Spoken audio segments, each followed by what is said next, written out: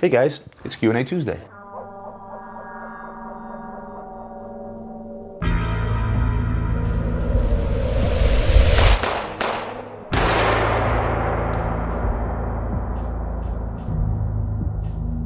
Lots of good questions piled up, and they pile up every week, and I'm actually having trouble keeping up with some of them, but I'm either going to have to do more questions in an episode, making them episodes much longer, or I'm going to have to talk less, and it's very hard for me to talk less. Ian actually cuts out half the stuff I say, apparently, and I don't even notice, because he just feels like I blab on, which means he'll probably cut out some of this.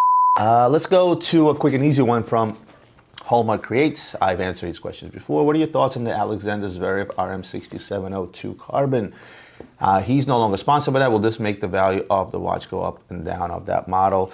No. The only thing I've seen is a watch made for an ambassador and the value of that watch go up. I've never seen the value change whether the ambassador is still an ambassador or not an ambassador. Overall, I love that watch. I love the 67 and all the variations, the green, the purple, the white. I like them all, and they're extremely comfortable on the wrist. They're super light, again, something you can play tennis in. Great addition to, let's say, the Nadal lines of the super light watches. But the fact that whether he's there or not, it's not going to affect the value of the watch whatsoever. It's still trading over list and will continue trading over list. Next one is from Michael Zhu. Hey Roman, thanks for the content. One comment and one question. The new AP Code 1159 watch case looks extremely similar to the special edition RD Excaliburs, the red one from one of your previous videos. And I replied to your comment on YouTube. You are correct. I didn't even notice that. The question is also, how did you develop the intestinal fortitude bravery to carry more and more luxurious inventory over the years?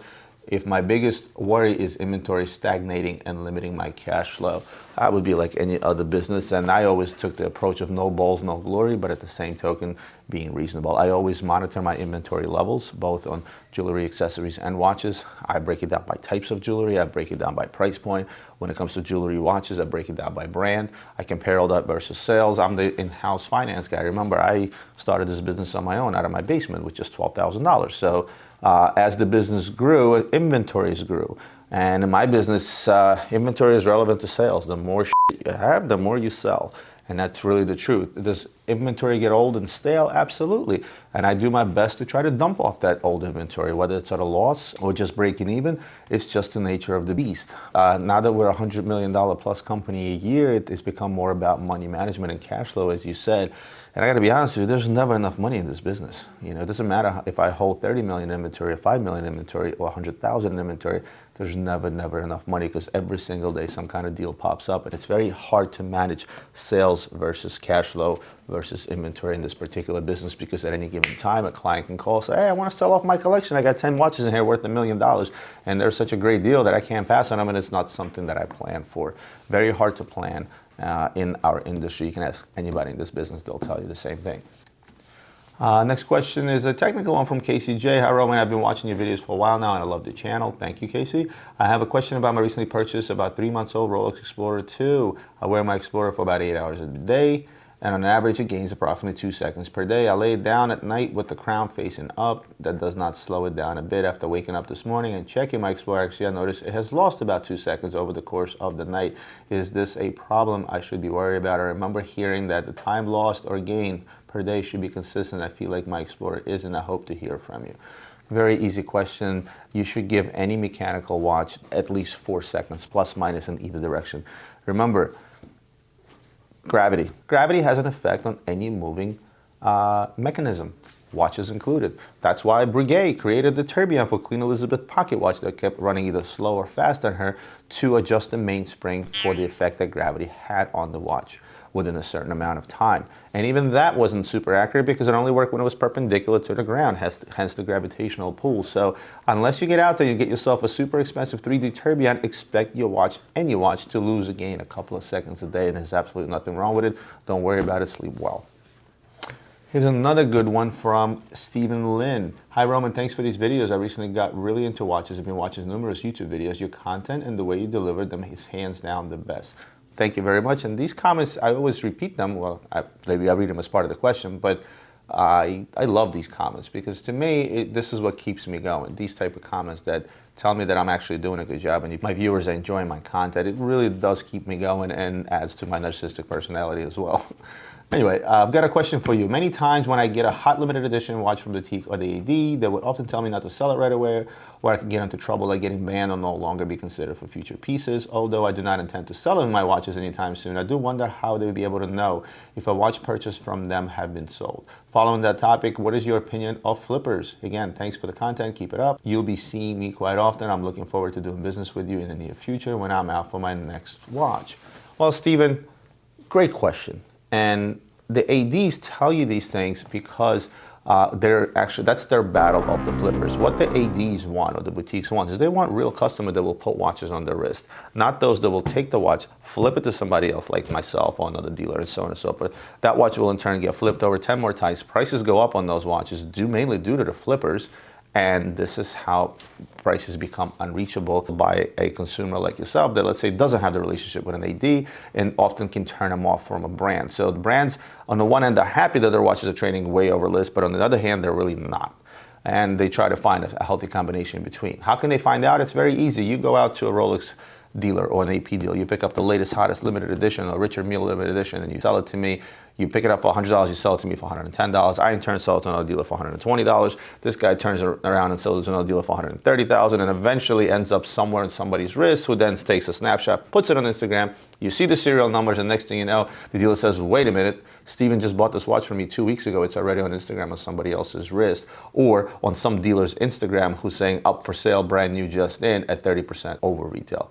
That's how easily that can be found out, because every watch carries a serial number. At the same token, dealers know how short the market is and how much stuff is available. So if you get out there and you get yourself something that the manufacturer knows, hey, listen, I only put out 3 of these. 2 of them are still with my dealers. Another one is out in the market. It has to be that watch. It's very easy to catch somebody flipping, quote unquote. What do I think about flippers? I've been complaining about our business for quite a while. I've been complaining about what's been going on in our business for quite a while, specifically to the flippers. These are guys that don't own any inventory, often enough don't have enough knowledge about watches. They're just out there buying the latest and the greatest at stupid prices, marking them up even further and flipping them to other dealers, oftentimes without even laying out a single penny. Again, it's a business model of sort for some, but for the most part, what that does is it drives the prices of watches up unnaturally, and it also puts a bad name on gray market dealers such as myself and many others that have been doing this for 20 years. You get a kid that has no idea what he's doing. He knows that Nautilus 5711, stainless steel Rolexes, stainless steel plain APs, Royal Oaks, and certain Richard Milles. This is what's hot right now. I'm gonna get out there. I'm gonna find out what kind of inventory does Roman have in stock by simply going to a trade show, taking a bunch of pictures, then offering it out to the world, therefore cheapening that inventory, giving the impression of people that anybody and everybody can get a fancy tourbillon that I often bring onto these shows, even though I'm the only one in the world that has one in stock. And just getting it out there and hoping for a flip, make a few $1,000s here and there. And these are guys that often will buy a $100,000 watch and make $1,000 on it, which is just terrible if you think about it. It's not, I can't think of any business model that works that way unless you do that 1,000 times a day. But it's okay for these guys, these flippers. And what happens usually when a market takes a correction, that's when 95% of all flippers get wiped off the face of the industry. This happened in 2008, where there were 1,000 people that I knew in the business, and 900 of them disappeared overnight because there was nothing more to flip. And these type of guys, they don't really have anything to lay back on. I sell things to clients that I've sold to 15 years ago. They still come back and buy things. So I have that longevity. So when the months are slow, like summer months or holiday months, my months are not slow because I have enough of a backlog of clientele that come back to me, whether it's for watches, jewelry, accessories, and they buy year in and year out. And that business model works well. So, not too fond of flippers, I'll be honest with you. Especially considering that a lot of these flippers are actually private clients that have a relationship with a certain AD. They can get certain pieces because they've bought from them before, and the only thing they do it for is to buy it, flip it to a guy like me or another dealer for that matter, just to make a quick dollar and really not putting the watch on their wrist. Hope that answers your question. I'm going to take one more to get out of here from Richard Banana, whose question I've answered in the past. Great video, Roman. Definitely do a review of Baselworld, and I will talk about Baselworld, much like I talked about SIHH. Probably do it over a few episodes. You guys seem to like that, so definitely talk about Baselworld. The SIHH reviews you did were great. Here are some questions for you. Have you ever had a watch that came in that you liked so much that you actually wanted to buy for yourself? Are there any watch brands you have not handled and would love to see in person? Are Rolex prices softening on the used market? Will the shortage get better in 2019? Well, to answer your questions about watches, I tend to fall in love with every watch that comes across my desk. I'm a watch lover first and foremost. This is why I got into this business, because I had a passion for watches. I pretty much fall in love every single day with any watch that comes across my desk, and I would probably keep every watch that I've ever owned, with the exception of maybe some ladies' pieces, and yes, obviously. But for the most part, pretty much every watch that comes across the desk, I fall in love with it a little bit, and then I quickly have to fall out of love with it because I have to sell it. As far as are there any brands you have not handled and would love to see in person? I get a lot of questions on, I don't want to call them lower end brands, I want to call them cheaper brands, right? Watches in a price range of up to $1,000, right? I haven't had much experience with Seikos. I haven't had much experience with certain Movados or Citizens, or even brand names that I never even heard of, but in the price range of, let's say, 500 and below. And there's a lot of quality stuff out there, and oftentimes people think that I look down on some of those brands just because I don't sell them. No. I just haven't had experience, so it's tough for me to talk about some of the less expensive brands that are out there. But there's so many quality brands out, Swissman brands out there that are under $1,000, and I would love to get a hold of maybe 10 to 15 different pieces in sort of like the $500 price range and below. Have a good look at them, have a good inspection at them. Maybe I do like a nuts and bolts and compare them to some of the big boys. That's one thing I've never had my hands on for the most part. Any other major brand or manufacturer that's out there, I can't think of a brand name that I haven't handled, bought, sold, or at least looked at a hand in my hands at any given time in the last 17 years. Are Rolex prices softening on the used market? Well, the short is get better in 2019. Rolex prices are not softening on the used market. They're staying steady and it's slightly climbing alongside with some of the brand new stuff. And as far as the shortage in 2019, I have no idea. I don't have a direct line to Rolex. It really all depends on how much more stuff they make. And I think what they're trying to do is get their backlog filled so far in advance, so then when they're delivering these watches, they actually know that they're going onto customers' hands and not to dealers like me. They're going to flip them over.